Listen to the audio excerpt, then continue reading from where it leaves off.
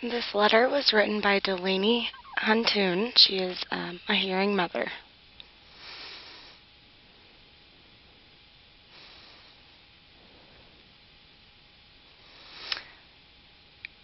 We are parents of 5 children, the youngest 2 who are deaf. One is 4 years old and one is 8 months old. And we were receiving a lot of information that was really vague and kind of full of a little deceitful, and they warned us not to use sign with our children because they wouldn't learn to speak. And so we focused on the oral approach, and we were using hearing aids. My 4-year-old, she's severe to profoundly deaf, and my 8-month-old is profoundly deaf, and we were struggling with oral communication. And I was also given information about cochlear implants, and I just didn't feel that that was an option for my 4-year-old. I really didn't see her deafness as a life-threatening situation and didn't think that surgery was an answer. Many professionals were using scare tactics and kind of telling us, if we didn't choose a cochlear implant, we would damage our child. They said the sooner that, we got one, the better, and I just felt conflicted with that. I didn't think that my two kids were handicapped, and they just had a different way of learning. My 4-year-old is named Arabella, and when she was about 15 months old, we were struggling a lot with the oral approach. We tried to communicate just using speech, and it was difficult. We would both become so frustrated. We would scream at each other, and we just didn't understand each other. And this happened every day, day in and day out, and it really, I woke up one day and just realized that she was testing high scores on her nonverbal skills, and we were told once again to try the oral approach.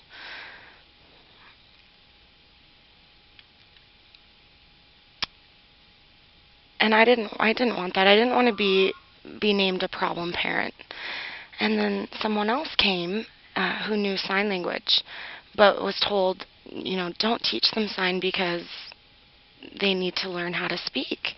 And one of the first things I asked him was, do you know sign? And he was surprised and said yes, and we started communicating. I asked him how to sign milk, and he showed me, and I was amazed, and that's kind of where my mind was changed.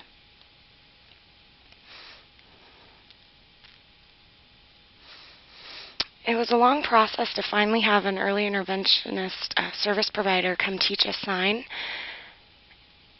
And at that time, Arabella was about 2.5 and approaching 3, and the placement changes once you hit 3 years old.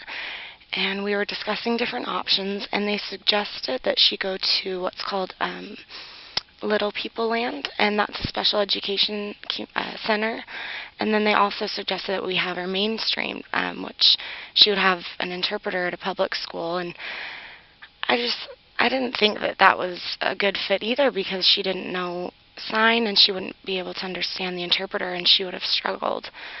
And they labeled those options the least restricted environments, and I just didn't feel that that was true. So me and my husband, we thought it over and prayed and meditated and tried to think about the positives, and we did consider a deaf school for Arabella, but I really wanted to see my 2 children grow up and be close to them. So we thought it over and decided for Arabella that she would be placed in a hearing impaired room for half the time, and then the other half the time she would be in a normal classroom environment with an interpreter. And we realized that her cognitive skills were far beyond her years. She was testing at a first grade level when she was only 4. And we started teaching her sign when she was about 3, and she knew about 35 signs. And when she turned 4, she knew over 200 signs and improved dramatically. And I really can't wait to start teaching my 8-month-old sign and just watch her grow and develop. by the time she's 4, I can't imagine what she'll know. And I mean, she's been exposed to it since she was young, so I'm excited for that. The good news is that the early interventionist asked me what I was searching for, and when I told him, he told me about the Deaf Blind Coalition and their website. The bad news, however, is that there's no one that's coming to teach us sign in our home. The only person that was available was someone that was for the oral approach. When other parents of deaf children notice I'm signing and how we communicate, they kind of come up and ask me and let me know that they hope it's working, and they also let me know that they've kind of become tired of fighting for their child, and I remind them that if they don't fight for their child, then who will?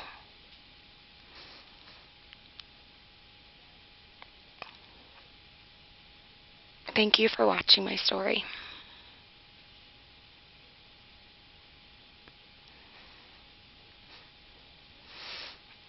This story and others like it are a big reason why the Deaf Blind Coalition showed up. They noticed there weren't enough service providers out there and available for deaf individuals to go teach sign to these families.